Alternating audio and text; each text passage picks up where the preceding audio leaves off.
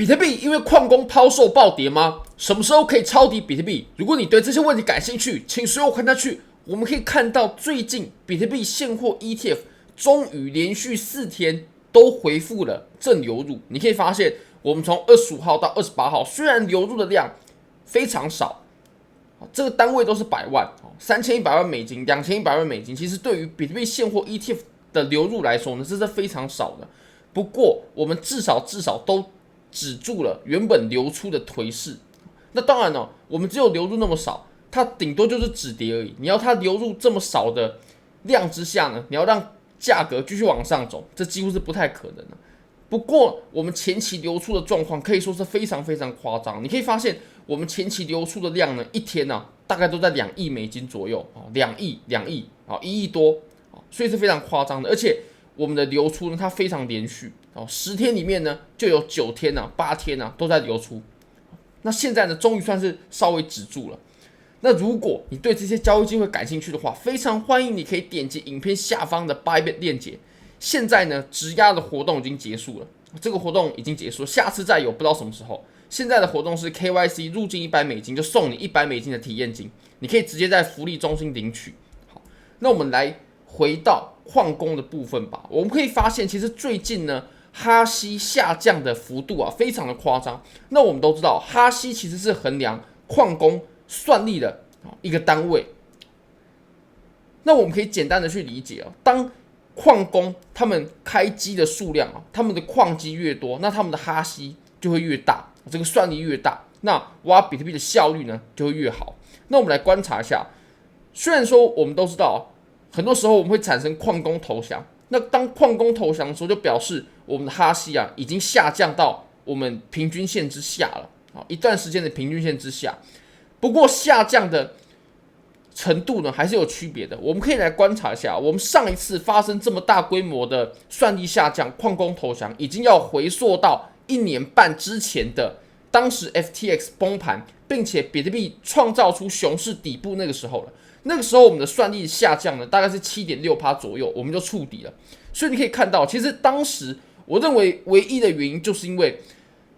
比特币的价格呢，它下跌的太厉害了即使我们的挖矿的难度呢没有很显著的上升，然后奖励也是一样的。不过我们当时价格的下跌呢，真的是太快了尤其当时 FTX 事件过后呢，又有一波回调，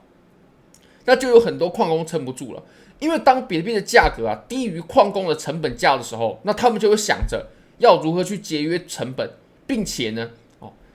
卖掉一些比特币来应付他们当前流动性的问题。你可以看到，当时比特币大概跌到15000之后呢，就有很多的矿工撑不住了，因为他们的矿机光电费还有机器的折旧呢，就已经超过生产出比特币的价值了。那他们唯一能做的就是关机。那当时关机的数量呢，你可以想想看大概就是 7.6% 这么多，有 7.6% 的哈希呢被折损掉了。那虽然说我们中间大概在25000的时候也经历过一次矿工投降，不过当时哈希下降的幅度呢，其实是比较有限的。那直到我们现在，我们算力下降的呢，又非常的明显你可以看到，已经跟之前 FTX 当时的矿工投降的幅度呢，已经是差不多了，大概就是 7.6% 左右。那其实这一次的原因呢，比上次我认为要来的更复杂。因为第一点，一定因为减半有影响。减半之后呢，矿工的成本算是大大的提高，因为他们现在要挖出一颗比特币呢，他们所需要付出的算力、所需要付出的成本可以说是大概是2倍左右。不过价格呢，在减半过后并没有很显著的变化，我们都只是在震荡而已。那这个时候他们就会面临成本的问题，他们就会开始关机。那你可以看到，现在关机也是已经到达了一定的幅度了。其实我们在看比特币的价格的时候，我们在过往呢，尤其是我们频道，主要还是以二级市场的分析为主，也就是技术分析、二级市场的交易为主。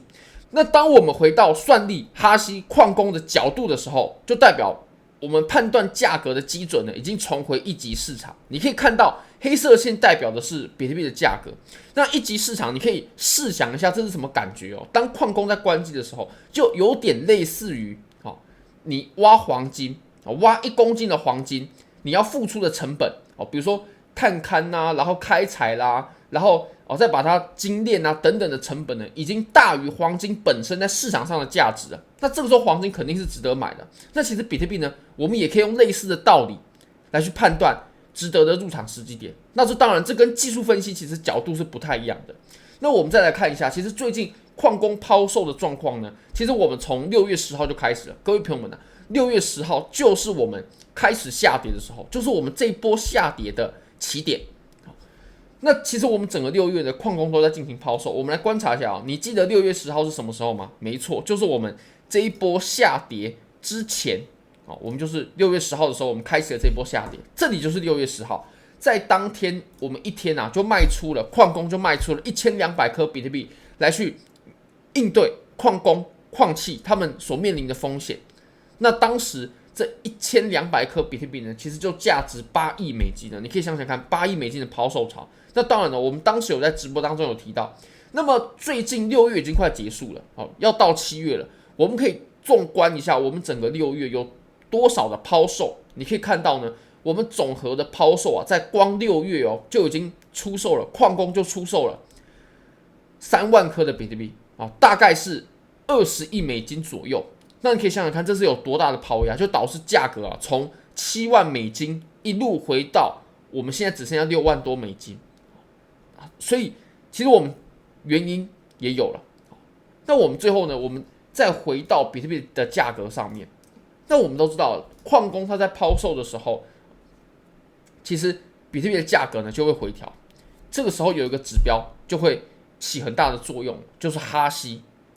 hash ribbon 哈希纽带。我们可以发现，其实我们现在就已经在恶性循环当中。减半了之后，比特币的价格不涨，比特币价格不涨，导致矿工入不敷出，因为成本考量呢开始关机，并且开始抛售比特币。那他们抛售的比特币又会导致比特币进一步的下跌，然后又有更多矿工关机，然后他们再卖出更多的比特币。所以我们现在已经进入恶性循环当中了。那么什么时候这个恶性循环被打破的时候，就是我们再一次值得买入现货的时候了。从一级市场角度的这种观点，我们来去判断的话，其实我们来看一下，我们现在呢，你可以看到已经进入了投降期了。当我们有这种灰色浅色的绿点点的时候，就代表我们进入了投降期了。那我们还没有进入到复苏期。当我们到复苏期的时候，就代表矿工呢已经重新开机了，重新开机回来了。那通常是这样子的，通常都是比特币的价格呢，它跌到了一定的支撑之后，然后开始稳住了，稳住之后，开始有部分的矿工开始开机，然后抛售开始减少，然后渐渐的价格往上拐头的时候，我们就会出现买入的信号。那到时候呢，我们就值得再次入场其实我们开始复苏的时候，就可以开始考虑入场了。那出现买入信号的时候呢，通常是我们的多头已经开始了，已经开始一段时间了。那我们可以看到，其实最近离复苏呢还有点时间呢。那其实这个指标呢，基本上它在过往的历史当中呢，它的胜率可以说是非常非常高。我们可以纵观一下，如果我们在这个牛市开始的时候，比如说当时在2万5的位置就抄底，就买入现货，或者说加仓。然后我们当时 FTX 事件之后呢，它在1万多2万的时候告诉你这个位置其实是值得买入的。还有我们当时跌到了1万多左右，不到2万的时候，他也告诉你这个时候其实是值得买入的。你可以发现胜率非常非常高。然后如果我们再往前的话，你可以发现我们当时在暴涨之前，也就是在1万多左右的时候，它连续出现了多次的信号。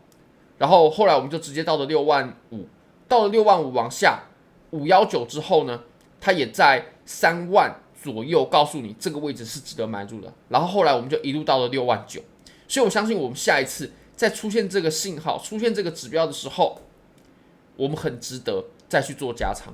好，非常感谢各位，非常欢迎各位可以帮我的影片点赞、订阅、分享、开启小铃铛，就是对我最大的支持。真的非常非常感谢各位，拜拜。